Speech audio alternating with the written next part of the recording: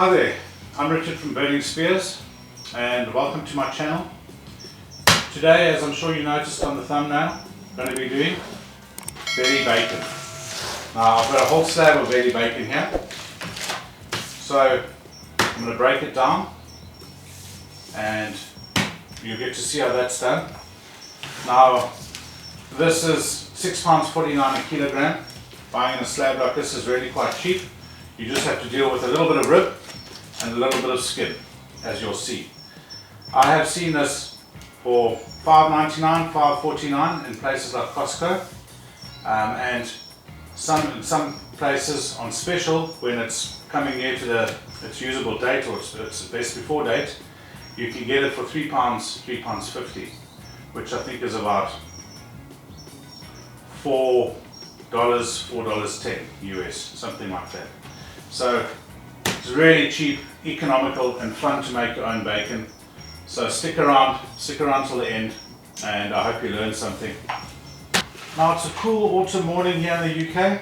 It's a great time to work with meat. Some of my summer videos with meat were quite hectic because I had to do the butchery part when it was really warm under this roof, which wasn't particularly pleasant. Okay, so to ensure that it's safe to work on meat, just dry it well. Less accidents, it'll take less time because you won't be struggling quite as much.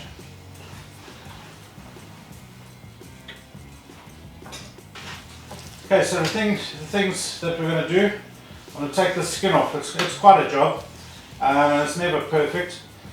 I'm not a butcher, but we'll just get it done, move on with my life. Then on this section there's some rib as well. You've got to cut that rib out and then you can always cook that up. This hasn't been frozen before, so I can freeze those again and you can accumulate a few of those for some fun. You want to get all of this soft style fat and any glaring silver skin bits and pieces off.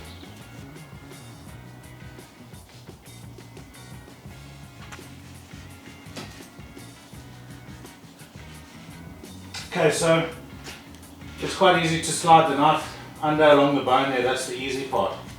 The next part is to figure out how the sort of joint or knuckly parts, where they end and where they start. Because if you were to cut it off, then you've got a whole bunch of bits and pieces to dig out. So it's far easier just to be a little bit aggressive and you just follow the path of least resistance. You might waste a little bit more meat, but your end results will be quicker. As you can see, I've already sliced through the sort of cartilage joint there, which means I've got to cut that out.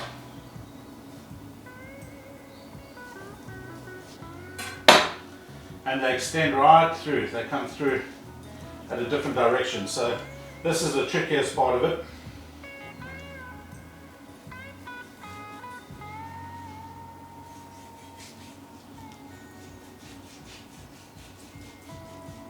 Now I did quite a reasonable job there, I must say, but you'll see that the little bit of meat that you do waste when you take the easy route. So now you've just got to feel for any bits of cartilage. I'm going to take that back. I did a fantastic job on that sweep. Great in front of the camera, makes me look like a pro. Keep your hands dry, your instruments dry.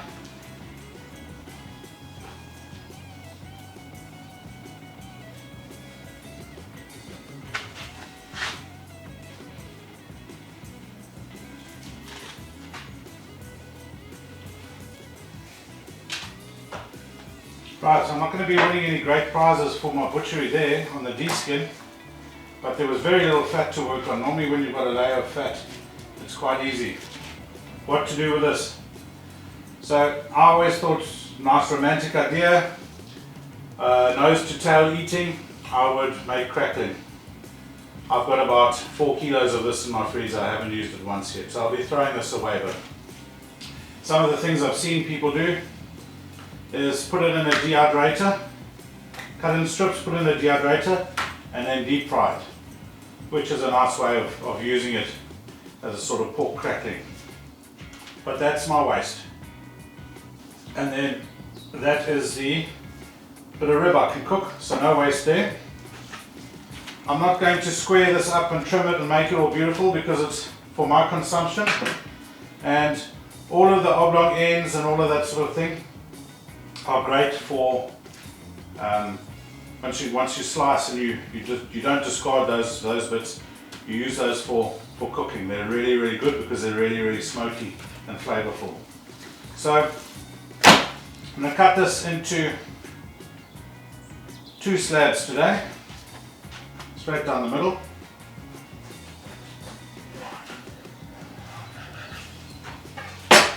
And as you can see, it's not the biggest, fattest pork belly. Gets a bit better this end to there, but it's for me, I don't mind. Very jealous of the Americans with their big, thick pork bellies that they get. Real nice and meaty, but that'll do for me. Okay, so I'm going to be hot smoking this bacon after it's cured, which is the American style, Canadian style. In England and South Africa, our bacon looks raw to those of you who have never seen it before. We don't cook it into a ham and then slice it as bacon, but they're the same product once they're fried. And so I'm going to be waiting until probably November. My next batch of bacon will be cold smoked, and I'll do a video on that, and then you can do the direct comparison. It is quite different, but the end result is the same. So you're going to, the way I cure is I use a nitrite, which is Prague #1, or pink salts, #1, not #2. Sugar I use the better quality sugar in my mind, instead of a white refined sugar. Then kosher salt. So basically what you do when you're going to cure, you use I'm going to dry brine this, so I use a dry brine calculator. Right, so local food heroes, you get your weight of your meat, skinless, boneless, you select that. And then depending if you're using EU or US standards, you add proportionate amounts to the weight of meat. Alright, so what I'm going to do is I'm going to get my weight of my pork belly, and in kilograms, 3.15 kilograms. So on 3.15 kilograms, it's telling me I need 71.66 grams of salt, 31.5 grams of sugar, and 7.56 grams of the #1 curing salt. So I'm going to weigh those out and then come back to you with bagging it. So I use a nice 2-gallon bag, makes life easier. So the dry curing method is really simple. You don't need a brine bucket and the fridge space to accommodate such a thing.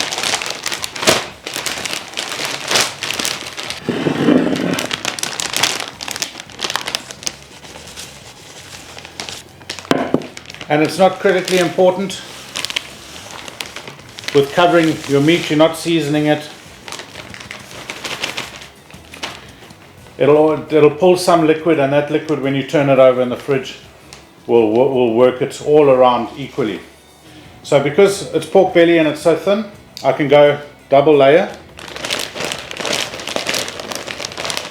For those of you who have seen my bacon collar bacon video, that was a real thick piece, and it's still penetrated. So I was quite relieved to see that. So it's literally that easy. Pop it in there, get as much of the air out as you can. Then that goes in your fridge for 7 days. Turn it every day, and we'll pick up from there. Okay, so we are 7 days later. 7 days of daily turning, and a little bit of juice in the bag. The next stage is to wash it thoroughly, get all the salt off, as much salt as possible, especially because these are thin bits. You really want to get that salt off. And then I pat them dry and bring them through. I'm going to be putting them in the Kamado Joe, 110 degrees Celsius, which is just over 200 degrees Fahrenheit. I've got cherry wood in there, fruit wood and pork go really well together, and I will smoke this as low as I can do, so that it takes on as much smoke as possible. I'm going to smoke it until it reaches an internal of 63 degrees Celsius, which I think is about 144 Fahrenheit. That's the lowest you can cook the pork to. Not a huge issue because of the cure, but you just want to be safe at all times. And you'll see the process a little bit more in depth.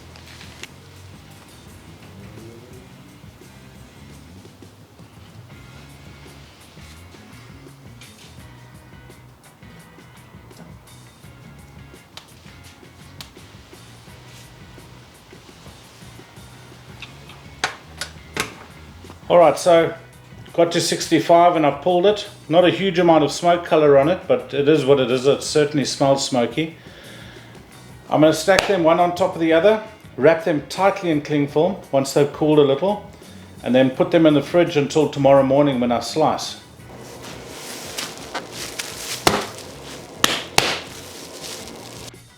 One of my favorite days is bacon slicing day.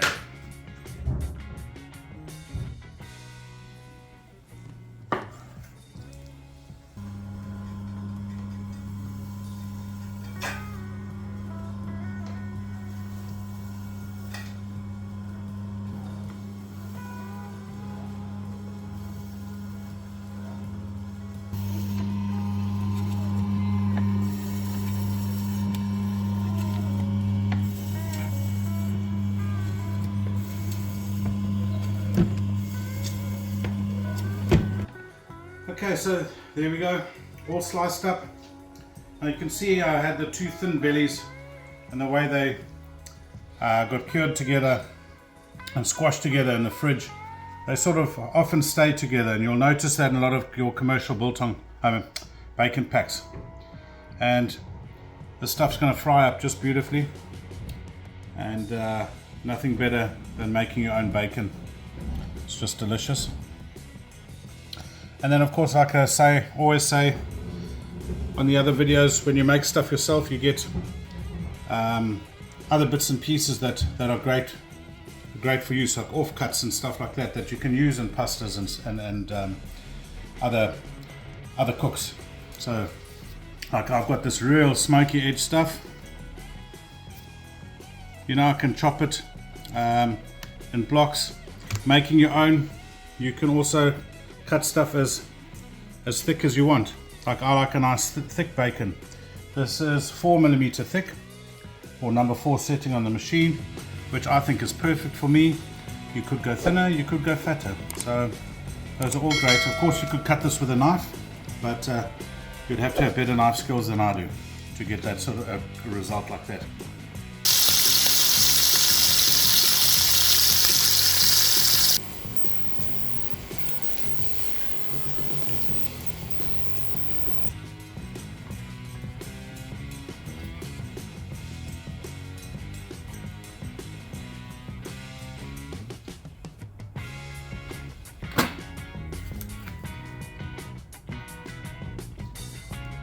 So I hope you enjoyed this bacon video.